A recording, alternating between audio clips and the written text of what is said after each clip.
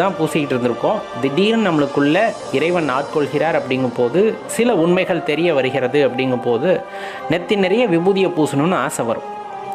அந்த நெத்தி நிறைய விபூதியை பூசினதுமே நமக்கே ஒரு சில காலகட்டங்களில் பூசிய உடனே வந்துட்டு பிறர் என்ன நினைப்பார்களோ, அதாவது ஒரு வேகத்தில் ஒரு உணர்ச்சி பிழம்பில் நம்ம நெத்தி நிறைய விபூதியை பூசிடுவோம்.